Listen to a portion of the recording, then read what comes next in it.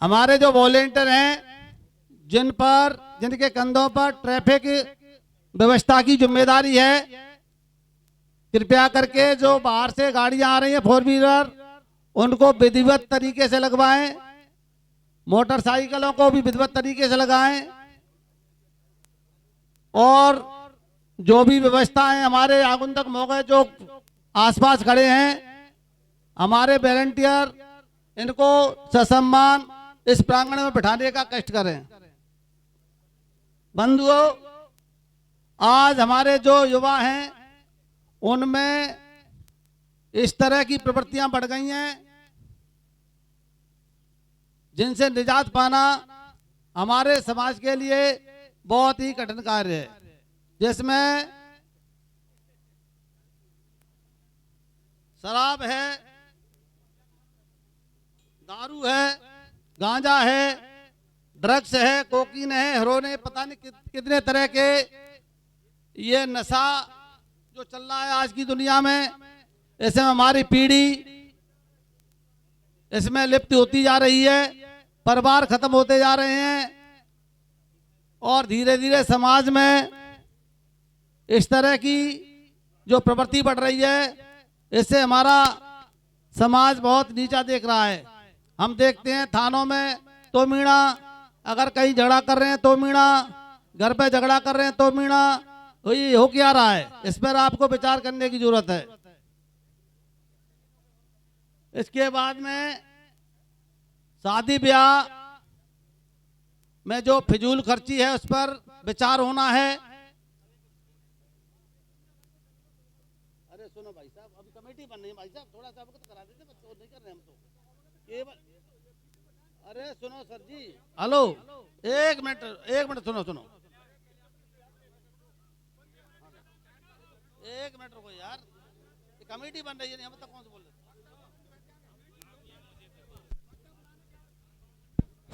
अभी हम वक्ताओं की, जो भी वक्ता हैं हमारे समाज के, वो अपनी एक लिस्ट पे नाम लिख लें और उसको यहाँ तक पहुँचा दें। जो कमेटी है 31 सदस्यीय वो कंप्लीट हो चुकी है और अब यहाँ से हम वक्ताओं को क्रमबद्ध बुलाएंगे और बिंदुवार ये चलेगा। थोड़ा सा पेशेंस रखें आप, हम सबकी मीटिंग है, ये पूरा समाज इस जाजम पे बैठा है। कहीं आपको लगता है कि ये कार्य और जल्दी होना चाहिए, सुझाव दें आकर कमेटी को, लेकिन अपना धैर्य और पेशेंस मेरे सभी बड़े बुजुर्ग युवा बना के रखेंगे, इस महापंचायत को सफल बनाने में अपना योगदान देंगे, ऐसा मंच की ओर से आप सभी से मेरा आग्रह है।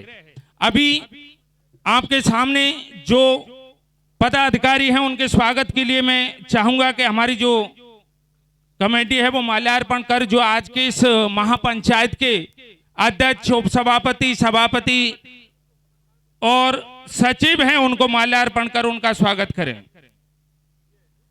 जो कार्यकारिणी है उन जो अभी 31 सदस्यीय बनाई है, जो आपकी पर्चियां आएंगी उन बिंदुओं पर आपको जो बोलना है, सुझाव रखने हैं, वो मैं नाम आपको बता देता हूं। आदरणीय प्रीतम जी, उपाध्यक्ष मीणा समाज, आप अपना स्थान मंच पर ग्रहण करें, इधर आ जाएं। जो नाम है कमेटी के इस प्रकार हैं: श्री शेराम जी खरोली, श्री राम भरोसी जी बड़ा गांव, डॉक्टर मुकेश जी बिलोनी, श्रीमान बच्चन जी सरपंच चंद्रावली, श्री गुटुआ राम जी डोमई, श्रीमान अमरलाल जी छिंगापरा, श्रीमान वासुदेव जी बिजोली, श्रीमान रामेश्वर दयाल जी कुरगमा, आदरणीय रणसिंह जी लीलोटी, आदरणीय लज्जाराम जी कांकरेट, श्रीमान रामलखन जी कचपुरा, आदरणीय रामनाथ जी उमरे, श्रीमान जगदीश जी रावत कांसोटी खेड़ा, आदरणीय राधेलाल जी उमरे, आदरणीय हमारे पूर्व अध्यक्ष रघुवीर जी बरौली, आदरणीय लाखन जी गुरु जी बरौली, आदरणीय ओमवीर जी कंचनपुरा, श्री रामबाबू जी रेरई, आदरणीय केशव जी सिंगोरई, श्रीमान मोतीलाल जी सुनीपुर, आदरणीय भरतलाल जी सरपंच साहब उमरे, आदरणीय रामेश्वर दयाल जी खिन्नौट, आदरणीय बाबूलाल जी सरपंच साहब मई, आदरणीय कमल सिंह जी, श्री अजय डिगोडी जी, आदरणीय डीपीएस भाई देवेंद्र प्रताप जी, आदरणीय मनु जी जयन साहब कुरगमा, आदरणीय बच्चन सरपंच जी खोखला, आदरणीय राजेश जी सरपंच साहब खानपुर, आदरणीय बच्चू सिंह जी रावत और आदरणीय धर्म सिंह जी अध्यापक मही। ये जो 31 सदस्यीय कमेटी है, आप यहाँ पर जो भी वक्ता बोलेंगे, जो नियम लागू होंगे, ये जिले स्तर की एक तरह से कमेटी है जो इस महापंचायत में गठित की गई है, और जो भी बिंदु यहाँ से पारित होंगे भविष्य में भी इस कमेटी की बड़ी जिम्मेदारी रहने वाली है, क्योंकि इसका जो लागू होने का है वो तो ग्राम इकाई गठित होंगी, वो सारी चर्चा होंगी। अभी मैं आग्रह करूंगा आदरणीय अध्यक्ष जी, उपसभापति, सभापति जी को उनको माल्यार्पण कर उनका स्वागत करें और इसका संचालन जैसे, और जो वक्ता हैं हमारे वो बिंदु आपके सामने निर्धारित हैं। आप अपना नाम और इस बिंदु पर बोलना चाहते हैं वो अपनी जो एक स्लिप है नाम में लिखकर वो कमेटी तक पहुंचा दें। कमेटी जैसे अनुमति देगी उस स्लिप की आपका यहाँ से उच्चारण होगा और आप यहाँ आकर अपना जो भी समाज सुधार में आप क्या चाहते हैं, क्या होना चाहिए। बहुत बहुत धन्यवाद। आदरणीय डॉक्टर रामस्वरूप जी मोठियापरा, जो कि आज की इस महापंचायत, समाज सुधार महापंचायत के सभापति के पद पर विराजमान हैं, और साथ में ही आदरणीय उपसभापति प्रोफेसर हेमराज जी उनके साथ हैं। इनका हार्दिक स्वागत। उम्मीद करते हैं कि इनकी सभापतित्व में आज ये महापंचायत बहुत बेहतर सफल होगी। माल्यार्पण कर आदरणीय अध्यक्ष जी बागी स्थान ग्रहण करें। धन्यवाद। तो अभी जो भी वक्ता हैं, चाहे वो वक्ता हमारी इस कार्यकारिणी में इधर बैठे हों, कहीं भी हों, अपनी जो स्लिप है वो हमारी इस कार्यकारिणी तक पहुंचा दें। अभी मैं सबसे पहले आप सभी के समक्ष इस सबसे बड़ी जिम्मेदारी जिनके कंधों पर इस महापंचायत की दी गई है, जो इस समाज सुधार महापंचायत में सभापति के पद पर दायित्व निभाएंगे, उनसे मैं आग्रह करूंगा कि आप यहाँ बैठी समाज गंगा को आदरणीय डॉक्टर रामस्वरूप जी मंच पर आएं और संबोधित करें। उससे पूर्व आदरणीय सचिव जी, पूर्व महामंत्री जी, और उनका माल्यार्पण कर स्वागत कर दें। पूर्व जिला महामंत्री आदरणीय सुरेश जी और आदरणीय श्रीराम जी। चलो रहने दो। आदरणीय आज की इस महापंचायत के सभापति डॉक्टर रामस्वरूप जी।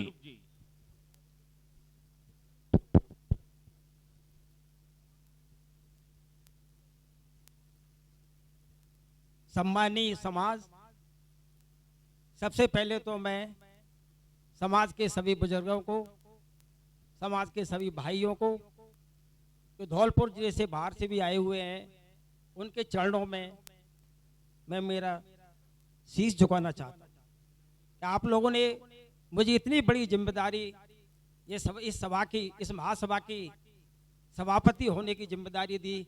इसके लिए मैं आप सभी समाज का बहुत बहुत आभारी हूँ, हार्दिक आभारी हूँ।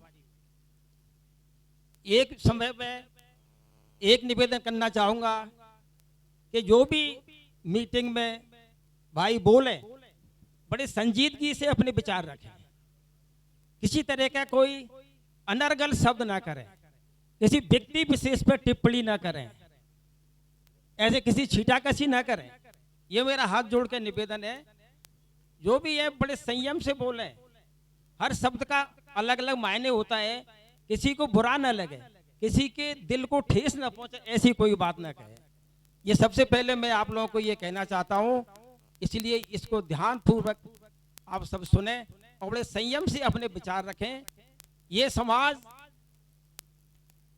सभी मेरे कार्यकारिणी के जो पदाधिकारी हैं उनसे भी मैं निवेदन करना चाहूंगा कि ये समाज आप लोगों की तरफ बड़ी उस वेदभावी से देख रहा है कि ये समाज के ये लोग क्या निर्णय लेंगे, इसको कैसे कार्यान्वित किया जाएगा। तो ये बहुत बड़ी जिम्मेदारी है। नियम तो सरकार भी बनाती है, कानून बनते हैं, पर उन पर अमल नहीं हो पाता है, फेल हो जाते हैं नियम। नियम तो हर चीज के बने होते हैं। ये नियम हम छोटे से थे, जब से ये पंचायत चली आ रही थी, बड़े अच्छे नियम बनते थे। बारात में 51 आदमी जाएंगे, 5 गहने चीज बनेंगी, इतना ये होगा, पर आज तक कोई भी नियम सफल नहीं हुआ, नियम बने और नियम फैल हुए। तो मेरा आपसे करबद्ध प्रार्थना है, हाथ जोड़कर निवेदन है, ये पश्चिमी राजस्थान से शुरू हुई है ये मीटिंग है, अब ये आखिरी छोर है, ये धौलपुर जिला, इसमें ये आखिरी महासभा हो रही है। तो इसमें जो भी निर्णय हो वो ठोस हो, उन नियमों की पालना हो और सख्ती से उन पर निपटा जाए। अगर कोई भाई इन नियमों की अवहेलना करता है, चाहे वो भाई हो चाहे रिश्तेदार हो, इसमें कोई भाई भतीजावाद रिश्तेदारी नहीं निभानी पड़ेगी और सख्ती से उन नियमों की पालना करनी पड़ेगी। यही मेरा आपके चरणों में निवेदन है। जय हिंद, जय भारत, जय भीम, राम राम साहब। बहुत बहुत धन्यवाद आदरणीय सभापति जी। अभी हमारे जो व्यवस्थापक हैं, वॉलेंटियर हैं, पूरी मुस्तैदी के साथ व्यवस्थाओं को देख रहे हैं। फिर भी हमारे सम्मानित जो पंच पटेल पधारे हैं उनमें से 2-3 4 व्हीलर हैं, मैं आग्रह करूंगा कि आप उनको सेटल कर दें। नंबर है RJ 14 31 15, RJ 11 15 44 और 69 71 61 45। थोड़ा व्यवस्थित वॉलेंटियरों के द्वारा यहाँ दी गई है पर्ची। अभी मैं आदरणीय जो हमारे वक्ता हैं वो अब यहाँ शुरू हो रहे हैं और बिंदुवार चलेंगे, लेकिन सबसे पहली बात वो है कि हम यहाँ नियम लागू कर देंगे, प्रस्तावित हो जाएंगे, हमारी कमेटी उनको सर्वसम्मति से लागू करेगी, लेकिन उनकी पालना कैसे होगी, क्या होगा। तो एक पर्ची हमारे सामने है जो कमेटी ने यहाँ प्रस्तावित की है, तो उस पर एक बिंदु है दंडात्मक प्रक्रिया या नियमों की पालना के लिए क्या प्रक्रिया हो सकती है, उसको लेकर हमारे बीच में वक्ता आ रहे हैं आदरणीय डॉक्टर मुकेश जी बिलोनी। वो अपना जो सुझाव है वो देंगे। स्वागत है आपका।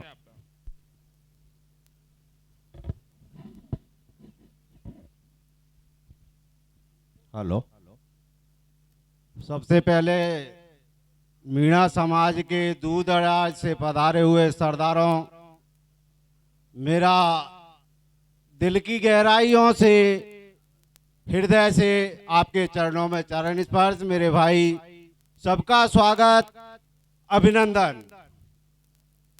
समाज एक ऐसी जाजम है जहाँ ना कोई छोटा ना कोई बड़ा, यहाँ भाई भाई, ना कोई जाजम एक ऐसी सरदारों की महफिल जहाँ से आपको एक संचालन की प्रक्रिया, आपको दिशा निर्देश, आपको जीवन जीने की सलाह, पूर्वज या बुजुर्गों की जो कहावत है, मेरे धूप से दौरे नहीं हुए, उस कहावत के पीछे भावार्थ होता है कि मैंने जीवन जिया, इतनी लंबी उम्र पाई और उस लंबी उम्र में मैंने इतने उतार चढ़ाव देखे और उस उतार चढ़ावों के बीच में ये हानि ये लाभ हुआ। उस लाभ का और उस हानि का एक भावार्थ होता है कि मेरे बाल ये धूप से दौरे नहीं हुए।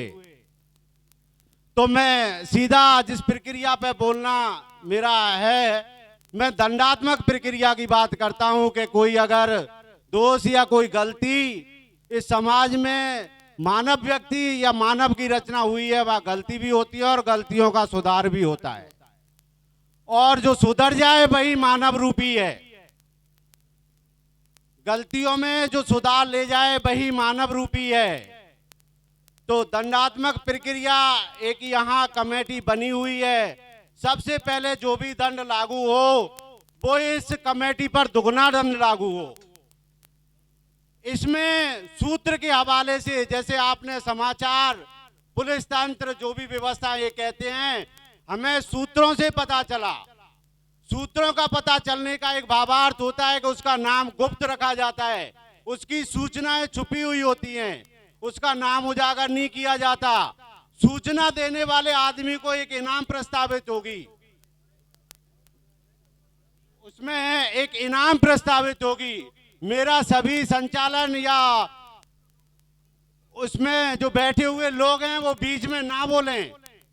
आप जाजम पे बैठे हो, आप इस आदमी को चुन के 2 बात बोलने की अनुमति दे रहे हो, उसके बाद बीच में तोड़ रहे हो। सबसे पहले दंड आप पर किया जाए, यह मेरा ऐसा मानना है, व्यक्तिगत है मेरा, जाजम की तरफ से नहीं है। मैं दंडात्मक प्रक्रिया फिर पहुंचता हूं।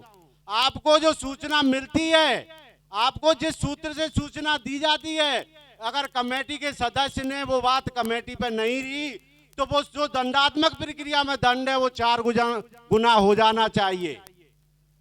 तीसरा, आपको सह मिलना आपका किसी कमेटी के सदस्य से जान पहचान या रिश्तेदारी है, अगर आपको ये पता चलता है उसकी कांख लगी हुई है तो उस पर भी भारी भरकम दंड की प्रक्रिया लागू होनी चाहिए। आपको इन सारी दंडात्मक प्रक्रिया को अपने आप में समाज का एक अस्तित्व मानते हुए और उसी समाज का सदस्य मानोगे तो आपको हमेशा पूर्ण सहमति प्रदान की जाएगी।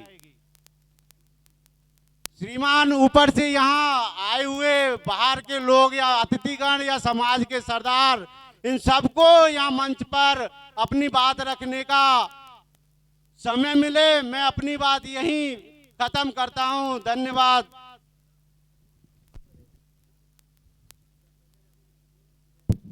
जो पंचायत भाव धौलपुर जिले से बाहर से पधारे हैं, चाहे वो करौली जिले से हैं, दौसा जिले से हैं, सवाई माधोपुर से या भरतपुर, जहाँ से भी पधारे हैं, वो सभी मंच पर आने का कष्ट करें।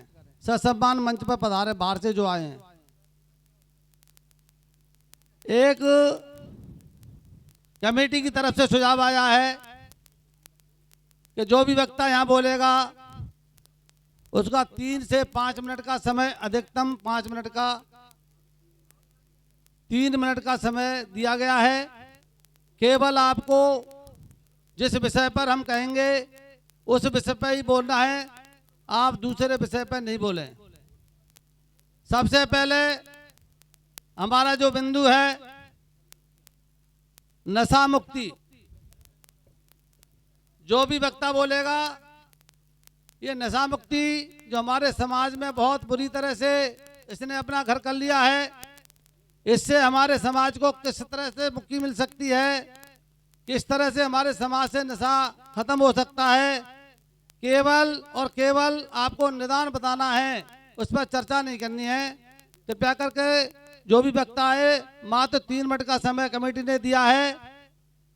पहले कमेटी में आप लोग कमेटी में अपनी पर्ची देंगे, कमेटी निर्णय करेगी, जब भी आप यहाँ बोलेंगे।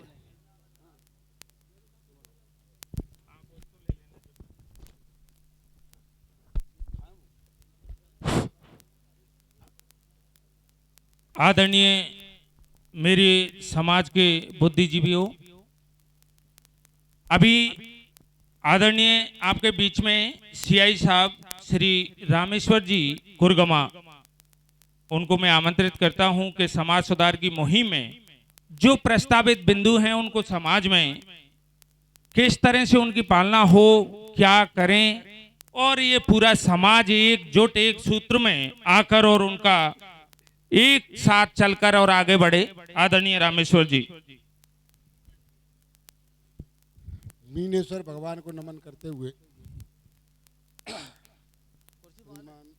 अध्यक्ष महोदय, सभापति महोदय, उपसभापति महोदय एवं मीनेश्वर प्रांगण में पधारे हुए सभी पंच पटेल तथा मेरे युवा साथियों,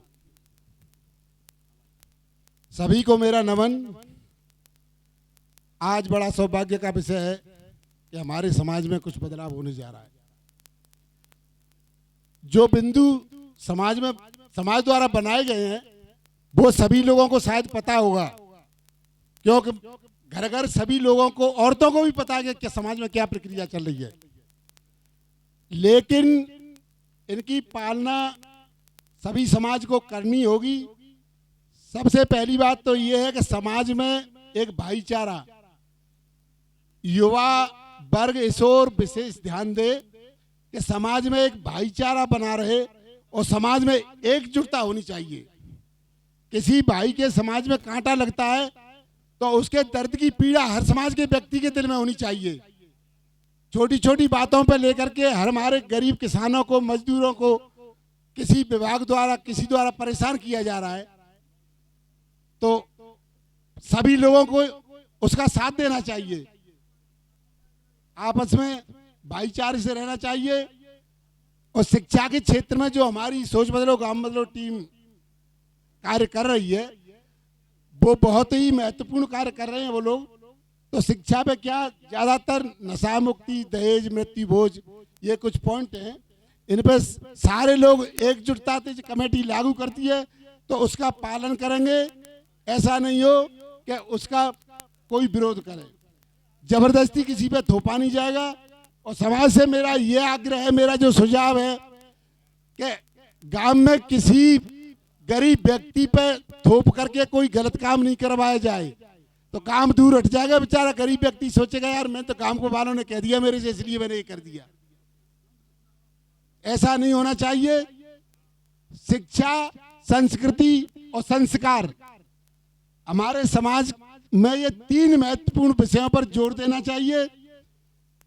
शिक्षा, संस्कृति और संस्कार, क्योंकि हमारी संस्कृति, रहन सहन, खान पान अलग ही पहचान रखता है।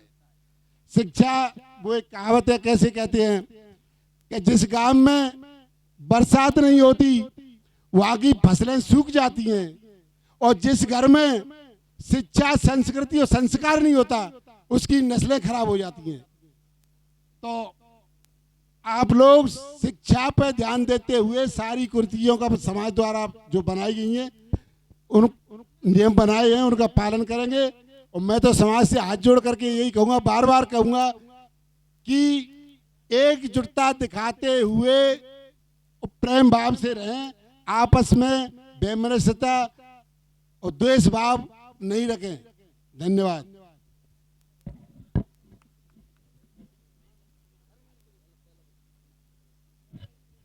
हेलो, आप सभी को नमस्कार।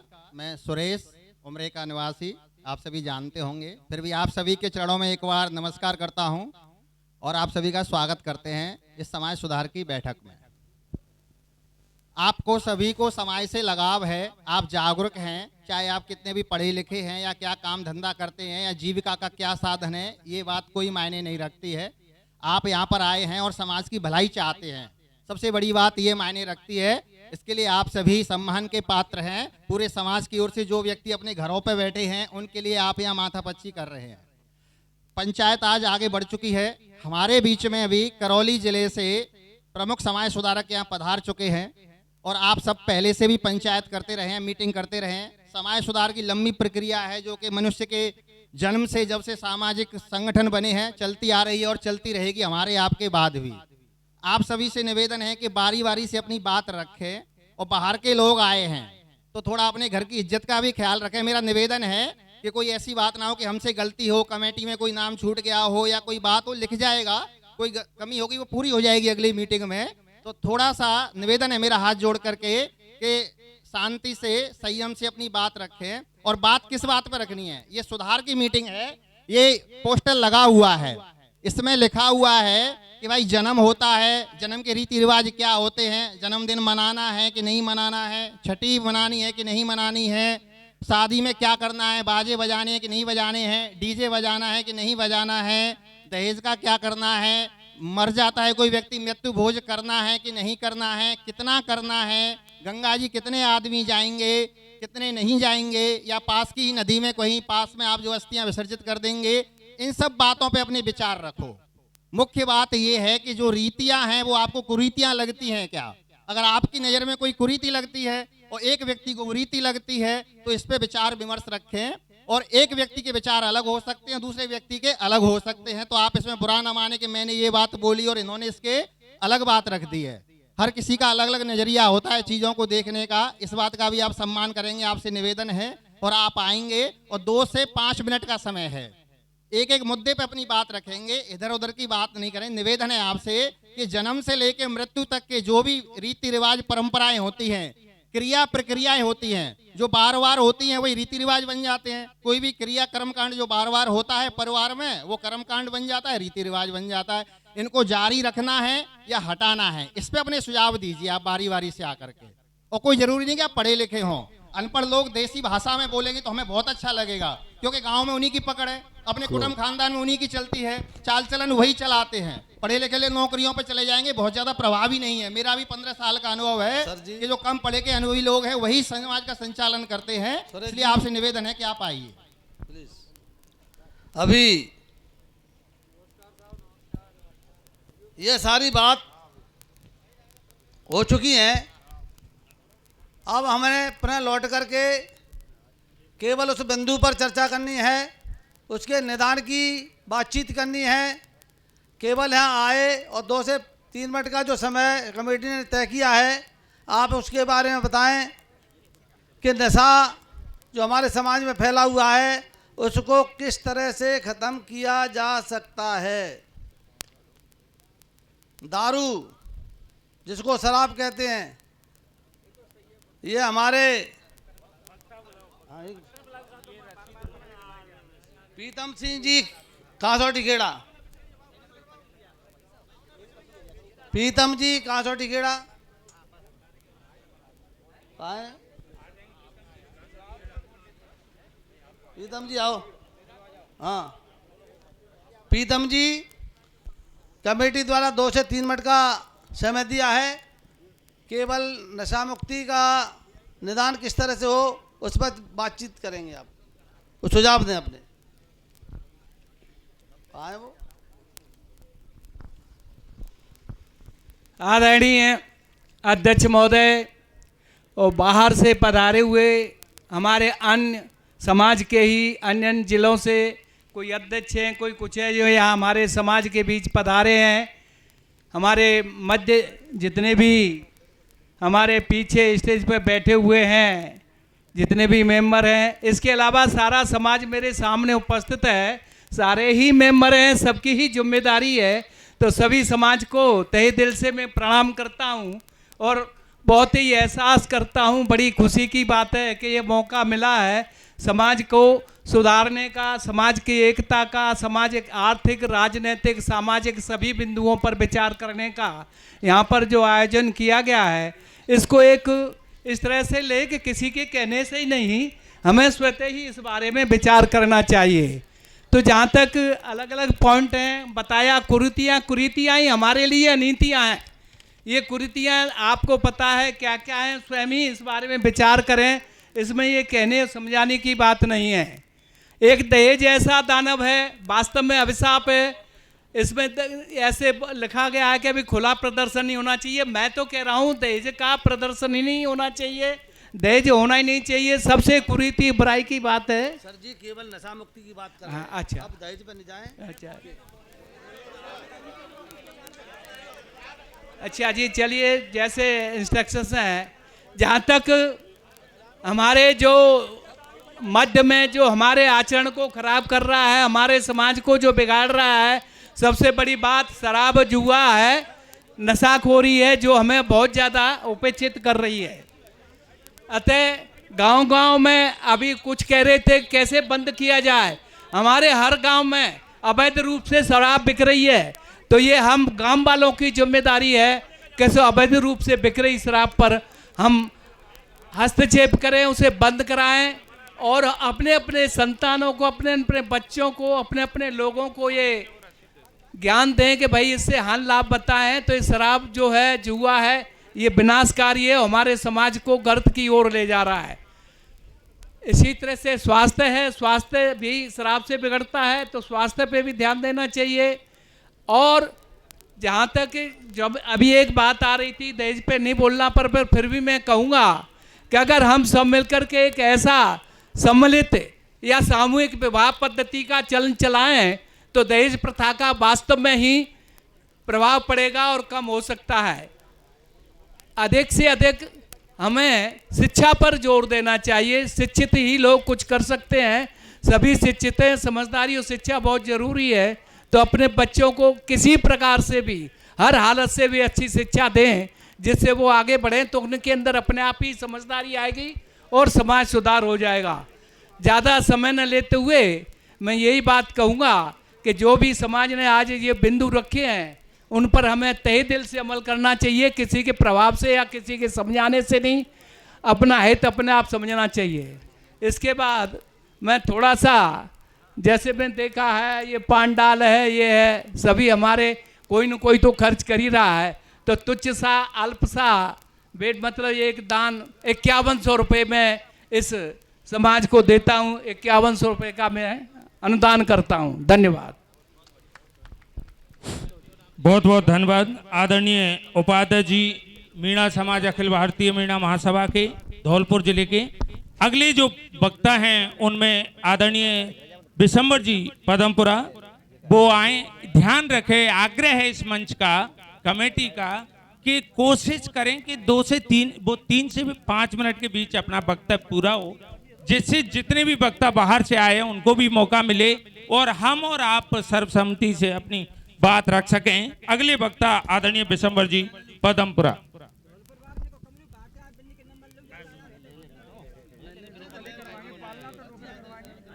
परम सम्मानीय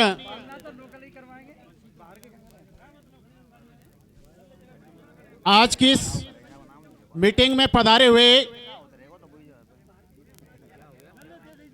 दूर दराज से सभी सम्मानित प्रतिष्ठित पंच और पटेल व मेरे युवा साथी, आप सभी को मेरा राम राम। मैं तो केवल और केवल आप सभी की तरफ से समाज में बैठे हुए सभी जन समुदाय के पंच पटेलों की सहमति से केवल और केवल एक बात पर जोर देने की चेष्टा करूंगा, और वो है हमें सबसे गर्त में ले जाने वाली नशे की चीजें। बंधुओं, हम पंचायत करते हैं, करते रहे हैं और करते रहेंगे, लेकिन हमारे जीवन में हमने किसी भी बात पर सुनिश्चित रूप से अमल करने का प्रयास नहीं किया। और जब तक हम इस नशाबाजी को अपने समाज से दूर नहीं कर देंगे तो हमारे किसी भी हालात में सुधार होने वाला नहीं है। इसलिए मेरा तो आप सभी की सिर चरणों में विशेष रूप से निवेदन है कि सबसे पहले आप नशे पर ज्यादा से ज्यादा अंकुश कसने की कृपा करें।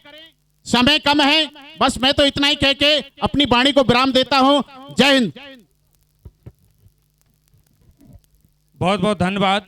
काफी संक्षिप्त में और बेहतर सुझाव आपने दिए हैं। अब अगले वक्ता के रूप में मैं आदरणीय सियाराम जी डीओ साहब, उनका जो टॉपिक है वो ये है कि इन बिंदुओं की पालना कैसे हो, तो वो आए और अपना सुझाव समाज के सामने रखें। आदरणीय सियाराम जी डीओ साहब, और समय का ध्यान रखें और बिल्कुल इस समाज में इन नियमों का कैसे पालन हो उसकी तरफ ज्यादा ध्यान रखें, उनकी किस तरह से पालना हो सके सुझाव दें। आदरणीय सियाराम जी डीओ साहब खरोली।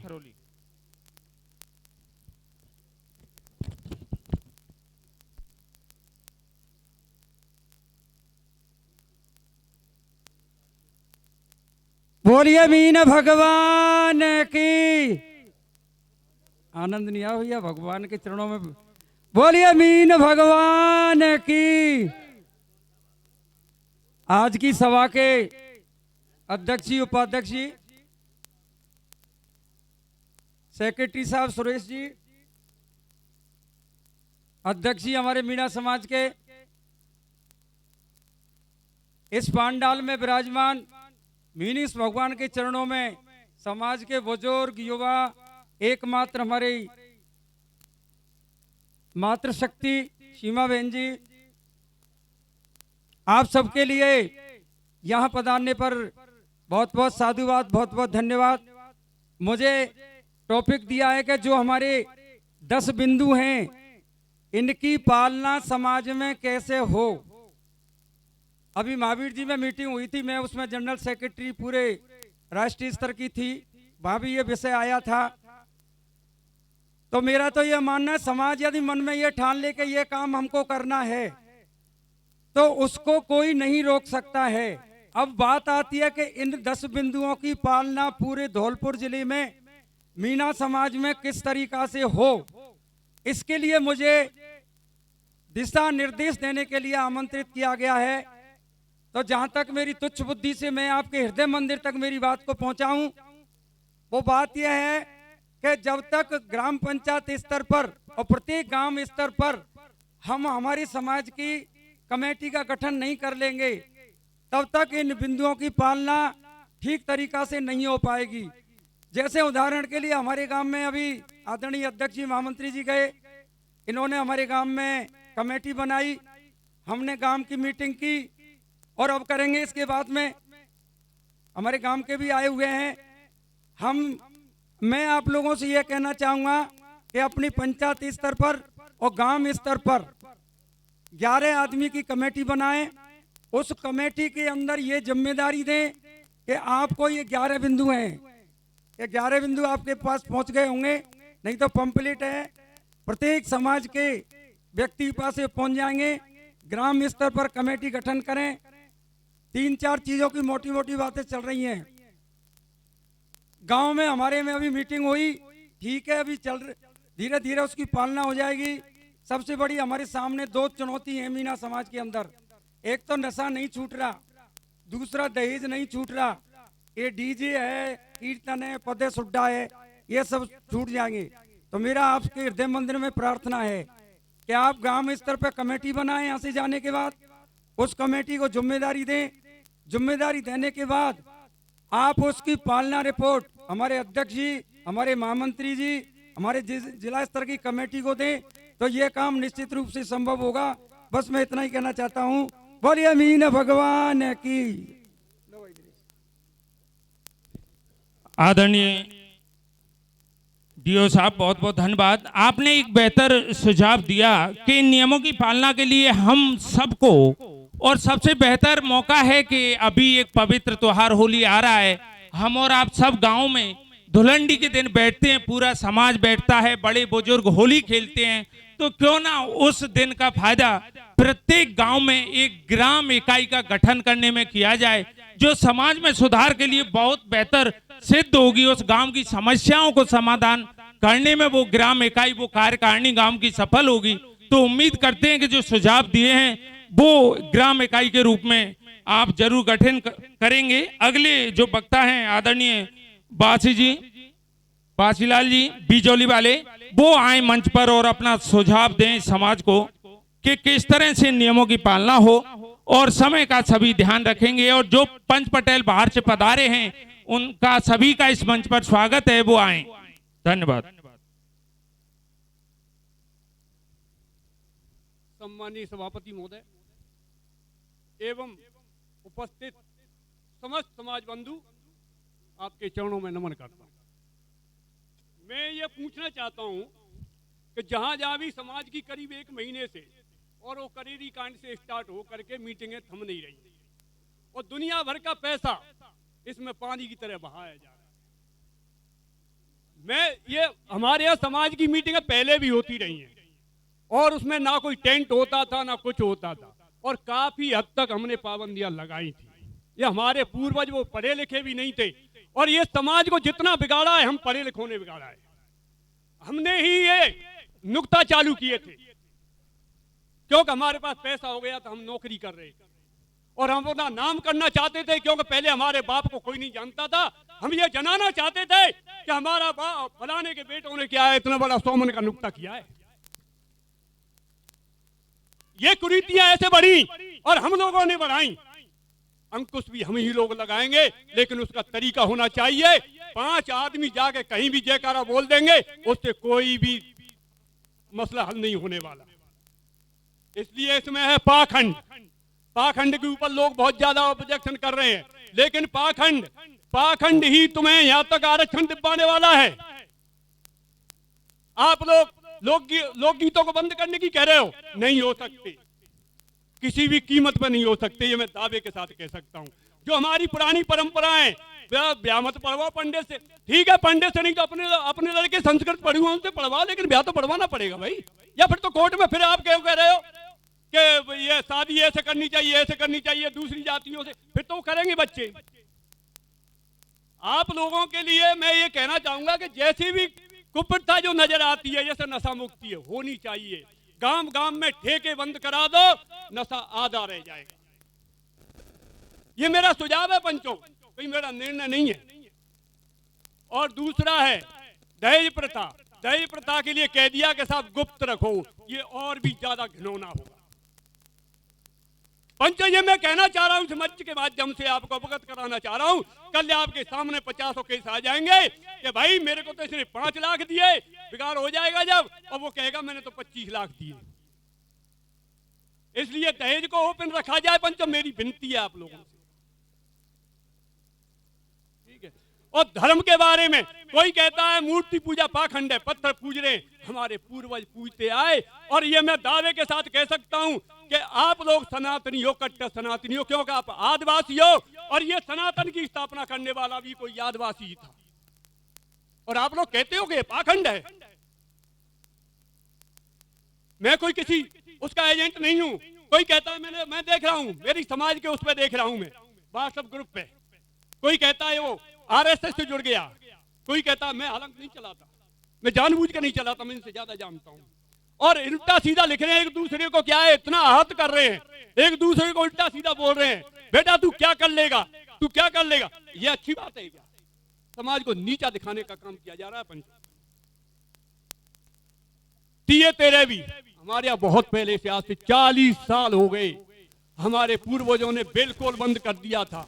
और पंचो, ये हमें व्यक्तिगत करना पड़ेगा। आज मैं कह रहा हूं, मेरे भाई को आज 20-22 दिन हुए, और आप लोगों में से बहुत सारे लोग आए थे, लेकिन मैंने कार्ड नहीं छपवाए। और मेरे बाबा गुजरे, मेरी माँ गुजरी, मेरे पिताजी गुजरे, मैंने किसी के में नुक्ती दाना नहीं होने दिया। मैं बचपन से इसके विरोध में हूं, और मैं 1995 से पहले खा लिया होगा तो खा लिया होगा, उसके बाद में मैंने कहीं भी किसी ने में बैठा हुआ देखा हो, मैं अपना सिर कटा सकता हूं। तो मैंने देखा है, जो लोग यहाँ कहते हैं कि होना चाहिए, बंद होना चाहिए, उन लोगों को ही मैंने उसमें खाते हुए देखा। तो ये अंकुश लगाना हमारा खुद का दायित्व बनता है। हम अपने घर को सुधार लेंगे, पूरा समाज सुधर जाएगा। हम अपने बच्चों को नहीं सुधार पा रहे हैं, समाज सुधारने चले। शादी कार्ड छपेंगे छपेंगे छपेंगे, और मैं तो छपवाऊंगा भाई। शादी कार्ड मैं खुद नहीं मानता, कोई मेरे घर पे कार्ड देने नहीं आएगा, और कोई मार्केट में किसी को कार्ड पकड़ा जाएगा, मैं उसको नौता नहीं मानता। कह रहे शादी कार्ड मत छपवाओ, भाई कौन सा तरीका है? अरे 13वीं के कार्ड मत छपवाओ, उसको तो तुम बंद नहीं कर रहे हो, और शादी के कार्ड बंद कर रहे हो। एक्सीडेंटों को कोई नहीं रोक सकता, आपकी तो क्या ताकत है? व्हीकल इतना बढ़ गया है, एक्सीडेंट होते आए होते रहेंगे। हम तो क्या दुनिया के हो रहे हैं, किस समाज के नहीं हो रहे हैं, और वो लोग ज्यादा मर रहे हैं जो दूसरी समाजों के। अभी कुंभ स्नान, कोई कहता है महाकालेश्वर को पूजते हैं। जी समय का ध्यान, भाई साहब समाज का ध्यान 1 मिनट और ले रहा हूँ बस। ये कह रहे हैं कि महाकालेश्वर बाबा को पूजते हैं। महाकालेश्वर बाबा हमारा इष्ट देव है, और उससे मनोकामनाएं पूर्ण होती हैं, वही लोग पूजते हैं। और ये जितने भी भागवतों करते हैं, पैसे वाले करते हैं, कोई गरीब नहीं करता। इसलिए इनको रोक नहीं लगाई जाए पंचो, धार्मिक प्रवृत्ति पर रोक नहीं लगाई जाए, हमारी आस्था का सवाल है। जय हिंद, जय भारत। बहुत बहुत धन्यवाद आदरणीय वासी जी बिजोली। ये इनके व्यक्तिगत सुझाव थे, और इन महापंचायतों में इस तरह के सुझाव व्यक्ति आता है, अपने सुझाव देता है, समाज को उनको मानना ना मानना वो समाज के ऊपर निर्भर है। व्यक्तिगत सुझावों के लिए ये मंच प्रदान करता है, उनके दिल में क्या है, वो क्या सोचते हैं, वो सुझाव यहाँ रखें। आदरणीय ब्रजलाल जी मीणा, कस्टम अधिकारी, ग्राम खिदरपुर, तहसील गंगापुर सिटी, अगले वक्ता के रूप में आपका स्वागत है। और इस मंच से बोला गया शब्द उस व्यक्ति का व्यक्तिगत सुझाव है, वो इस पूरे मंच का, इस समाज की महापंचायत का फाइनल सुझाव नहीं है। तो जो भी कोई आवेश में आकर हमारे सुझाव देने वाले वक्ता, आने वाले और भी वक्ता हैं, वो उनके व्यक्तिगत सुझाव हैं। समाज सबको सुने, सर्वसम्मति से आज बेहतर निर्णय लिए, उम्मीद करते हैं। आदरणीय ब्रजलाल जी, कस्टम अधिकारी, खिदरपुर, गंगापुर सिटी।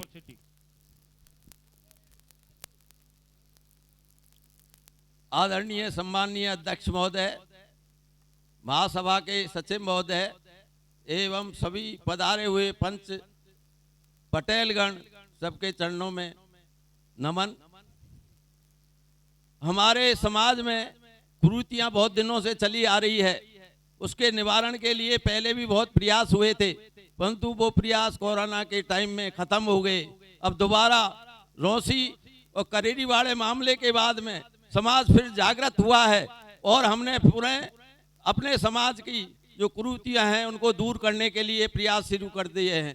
सवाई माधोपुर करौली जिले में सब जगह पंचायत होकर के सारी कुरीतियां जितने भी पॉइंट है 11 उन पर निर्णय ले लिया है कि कोई भी इनका उल्लंघन नहीं करेगा।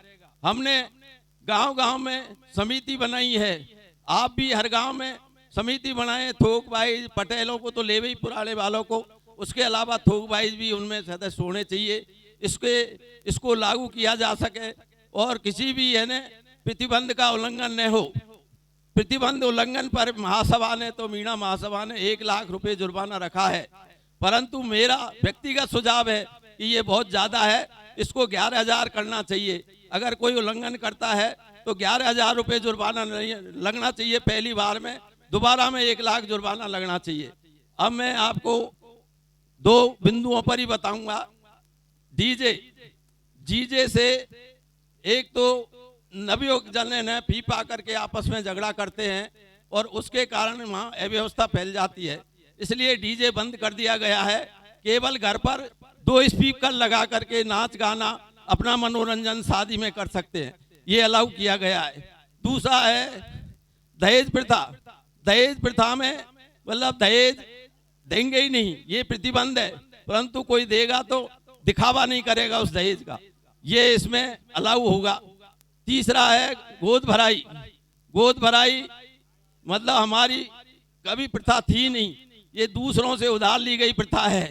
गोद भराई में बारात की बारात 50-50, 60-60 आदमी जाते थे और उसको 2 बार बारात झेलनी पड़ती थी और बहुत ज्यादा खर्चा होता है। गोद भराई इसलिए बंद की जानी चाहिए और इस पर पूर्णतः प्रतिबंध लगाया जाना चाहिए। हमें जो फिजूल खर्ची बचा करके पैसा शिक्षा पे खर्च करना चाहिए। शिक्षित होगे तो अपने आप ही समाज आगे बढ़ेगा, अच्छी नौकरी मिलेगी। अगर नौकरी भी नहीं मिलेगी तो वो अच्छा धंधा कर सकता है। इसलिए नवयुवकों को नौकरी के पीछे ही नहीं भागना चाहिए, उनको प्राइवेट धंधे अपने स्वयं के करने चाहिए। नौकर क्यों बने, मालिक बन करके रहें, ये मेरा सुझाव है। और बाकी धन्यवाद। ओके,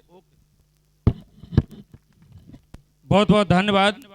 आप धौलपुर की इस पावन धरा पर इतनी दूर से चल के आए इस मंच की ओर से और धौलपुर जिले के समस्त पंच पटेलों की ओर से आपका दिल की गहराइयों से बहुत बहुत आभार, वंदन, अभिनंदन। अभी मैं आदरणीय डीके मीणा जी हैं, सिंगोरई से हैं, वो मंच पर आए और अपना पूरा नाम जरूर लिखें। बहुत बहुत धन्यवाद, आपका स्वागत है, आप मंच पर आए और अपना निर्धारित समय में सभी वक्ताओं से आग्रह रहेगा कि काफी हमारे जिले के बाहर से अन्य जिलों से भी आए हैं, सभी अपना सुझाव इस समाज के बीच में दे पाएं और एक बेहतर निष्कर्ष तक पहुंचें।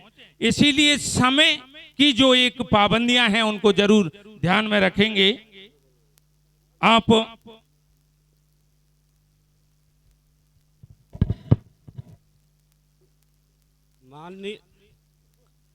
माननीय इस मीन भगवान के मंदिर पर ये समुद्र मंथन हो रहा है, ये हमारे मीणा समाज का।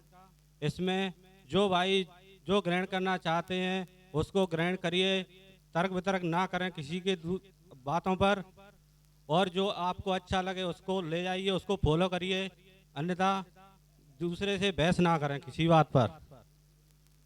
अब इन भाइयों ने मेरे को बोला है कि नशा मुक्ति पर आपको 2 बात बोलनी है, तो मैं इसके लिए 2 बात आपसे बोलना चाह रहा हूँ कि मैं ये समाज से ये कहना चाह रहा हूँ कि नशा ये नहीं होता है कि गलती नशा तो हर चीज़ का होता है, इंसान को नशा होता है, लेकिन ये इंसान को डिसाइड करना चाहिए कि मेरे को नशा कौन सा करना चाहिए। एक तो नशा होता है ऊंचाइयों को ले जाने का, समाज को आगे ले जाने का, अच्छाइयों का नशा होता है। एक ऊपर से दीवार को गिराने का नशा, जैसे दारू है, ये नशा उससे अच्छी बनी हुई जिंदगी नीचे को चली जाती है इंसान की। इस तरीका से मैं बोलना चाह रहा हूँ कि नशा करना है तो अच्छा करो, अपना माँ बाप का नाम ऊंचा रहे और समाज का भी कहीं भी समाज में आप पहुँचे तो आपके नाम को याद करे कि हाँ कोई बंदा आया था और उसने मतलब जो भी अच्छा काम करे उसमें किसी भी भलाई के काम पे चले तो वही नशा करना चाहिए मेरे हिसाब से तो। और जो अच्छा लगे बस मैं अपनी वाणी को कम समय के लिए बस इतना ही बोलना चाह रहा हूँ, और आगे कभी टाइम मिलेगा तो बताएंगे कुछ। बहुत बहुत धन्यवाद आदरणीय डीके भाई सिंगोरई। अगली वक्ता के रूप में आदरणीय भैरव सिंह जी मीणा, ग्राम सनीपुर, वो मंच पर आए और अपना इस समाज सुधार की महापंचायत में अपने सुझाव दें। और हमारी जो वॉलेंटियर आप देख पा रहे होंगे कल से ही इन व्यवस्थाओं में लगे हुए हैं। बहुत बहुत धन्यवाद, वे पूरा अपना काम कर रहे हैं। आदरणीय भैरव सिंह जी सोनीपुर। आदरणीय अध्यक्ष महोदय जी, बाहर से आए सभी पंच पटेलों और सभी दर्शक श्रोता को मेरा बहुत बहुत नमन प्रणाम। बिंदु सभी अच्छे हैं, इन पे पूरी तरह ध्यान दिया जाए तो शायद समाज में सुधार आ सकता है। लेकिन सबसे जो बड़ी समस्या है वो फिजूल खर्चे। अब फिजूल खर्चे किस पे सबसे ज़्यादा हो रहे हैं, वो है अंधविश्वास। तो मैं इसी पर ज़्यादा चर्चा थोड़ा बोलना चाहूँगा। तो एक आप शायद कोई भी प्रोग्राम करते हैं तो दुआ सुना होगा, सुनते हैं और खुद ही बोलते हैं, सदा भवानी दायनी सन्मुख रेत गणेश, पांच देव रक्षा करें ब्रह्मा विष्णु महेश। तो ये सब जो इस पर चल रही है हमारी जो व्यवस्था, ये सबसे बड़ा फिजूल खर्चा है। इसके आधार पर, इसकी तर्ज पर मैंने प्रयास किया है कि ऐसे कुछ जो पांच देवता हैं वो साक्षात हैं, जो पहले आप दुआ बोलते हैं वो किसी ने देखे ही नहीं है, और लेकिन उन्हीं पर आप लुट रहे हैं। और क्यों लुट रहे हैं साहब? क्योंकि ये व्यवस्था दूसरों की थोपी हुई है हमारे समाज पर। आप मेरे को बता सकते हैं हमारी समाज में से कोई व्यवस्था ऐसी है जो हमारे समाज उसको मान रहा है और हमारे समाज के लोगों ने हमको बताई है? ये दूसरे समाज की बताई हुई थोपी हुई व्यवस्था है। तो मैं भी अपने विचारों को थोपना नहीं चाहता हूँ, लेकिन इसी तर्ज पर एक दो आए, थोड़ा गहराई में ध्यान से सुनना। सात भवानी अर्धांगिनी,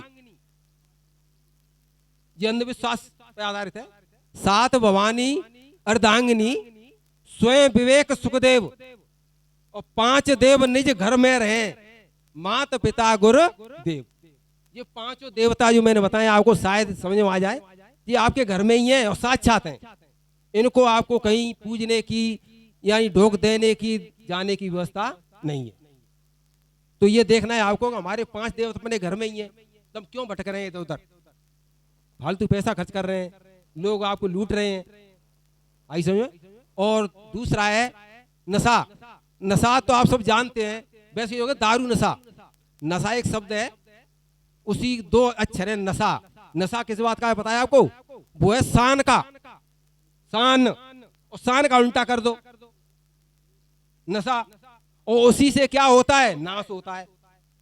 तो शान पे एक दुनिया शान पे मरी है, तो शान को छोड़ दे और अपनी शान को बनाए। इसी तर्ज पे जो शमशान होती है नहीं, वहां सबकी शान समान हो जाती है, वहां नहीं रहती किसी की, इसीलिए उसका नाम शमशान रखा गया है। अब क्योंकि थोपी बात है, आपका घर में कोई बच्चा पढ़ जाए और कोई नई बात करे, अरे तू पढ़ गया, क्या बक रहा है तू? पंडित तो ऐसे बताते हैं, उनकी तो आपने मान ली, और आप अपने बच्चे की या अपने समाज में पढ़े लिखे विद्वान कोई बात ही नहीं मान रहे। तो उनका तो धंधा था उस समय, जो थोप दिया आपके ऊपर उसको मान रहे हैं आप साहब। और दूसरा है स्वास्थ्य, पहला सुख निरोगी काया। तो स्वास्थ्य, शिक्षा और संस्कार ये होने चाहिए। तो ये कब आएगी? जब नशा को छोड़ देंगे, धूम्रपान को छोड़ देंगे। आप कहेंगे सब बीड़ी को नशा ही नहीं मानते हैं। मैं एक ऐसा बेकार आदमी हूं, अपने घर पे बीड़ी नहीं पीने देता हूं समय, जाके कभी परीक्षा ले लेना मेरी, मना कर देता हूं। कोई आ जाए, चाहे प्रेमी आ जाए, बड़ा आ जाए, कोई बड़े से बड़ा, मना कर देता हूं हाथ जोड़ के। दूसरा दहेज की बात साहब, मैं अपने विचार रख रहा हूं, ये तो आपकी मर्जी है साहब।